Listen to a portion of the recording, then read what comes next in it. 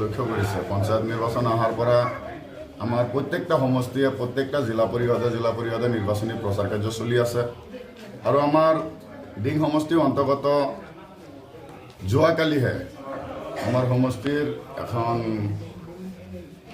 জিলা পৰিষদৰ গৈ পেলাই আমাৰ EMP সাংসদ তথা আমাৰ বিধায়িকা নিৰ্বাচনী প্ৰচাৰত অন্তৰ্ভুক্ত হৈছিলে আৰু সেয়া আছিলে আমাৰ ডিং সমষ্টিৰ প্ৰথম দিনা ষ্টাৰ কেম্পেইনাৰ হিচাপে তথা আমাৰ স্থানীয় বিধায়ক তথা সাংসদ হিচাপে নিৰ্বাচনী প্ৰচাৰ চলাইছিলে আৰু আপোনালোকে অৱগত যে আবেলি যি ঘটনা হ'ল ইয়া এটা হিংসাত্মক ঘটনা আৰু যি ধৰণে সিহঁতে গাড়ীবিলাকত আক্ৰমণ কৰিছে তথা আমাৰ সাংসদ তথা আমাৰ বিধায়িকা লগতে আমাৰ জ্যেষ্ঠ কংগ্ৰেছী নেতাসকলক আক্ৰমণ কৰিছে সেয়া বৰ দুৰ্ভাগ্যজনক বিষয়।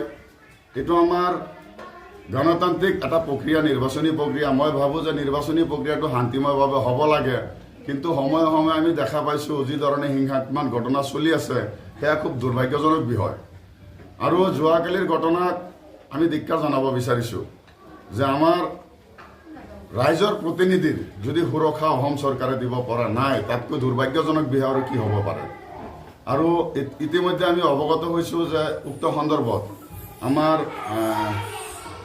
SP DC পুলিচ প্ৰশাসনৰ পৰা আহি পেলাই জেগাখিনি তদন্ত কৰিছে আৰু আমাৰ এই ঘটনাত জড়িত আতংকবাদ বুলি ক'ব পাৰিম, আতংকবাদৰ লগত জড়িত সেই মানুহকেইটাক চিনাক্ত কৰাবলৈ আমাৰ পুলিচ প্ৰশাসনে তদন্ত চলাই আছে। আৰু ময়ো এজন জিলা পৰিষদৰ কংগ্ৰেছ দলীয় প্ৰাৰ্থী হিচাপে মই অসম আৰক্ষীক অনুৰোধ জনাব বিচাৰিম যে আপোনালোকে অতি সোনকালে এই দোষীক কৰায়ত্ব কৰি পেলাই উচিত শাস্তি দিব লাগে।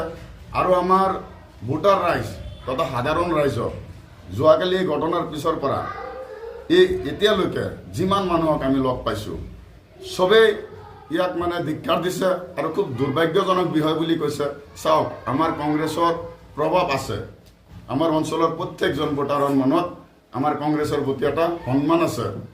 গতিকে এইবিলাক ঘটনাত যিমান যিয়ে নকৰক কিয় আমাৰ এই ভোটাৰ ৰাইজে যে আমাক সমৰ্থন কৰিছে বা কংগ্ৰেছ প্ৰাৰ্থীসকলক সমৰ্থন কৰিছে, সিহঁতৰ যে অন্তৰত আমি আছোঁ, আমাৰ কংগ্ৰেছ প্ৰাৰ্থীবিলাক আছে, এইবিলাক ঘটনাৰ মাধ্যম দি পেলাই সিহঁতে কোনো ধৰণৰ ক্ষতি কৰিব নোৱাৰে। কিন্তু আমাৰ যদি সাংসদ তথা বিধায়ক আৰু আমাৰ প্ৰাৰ্থীসকলক যদি অসম চৰকাৰে সুৰক্ষা দিব পৰা নাই তাতকৈ দুৰ্ভাগ্যজনক বিষয় একো হ'ব নোৱাৰে আমাৰ এই গণতান্ত্ৰিক দেশত।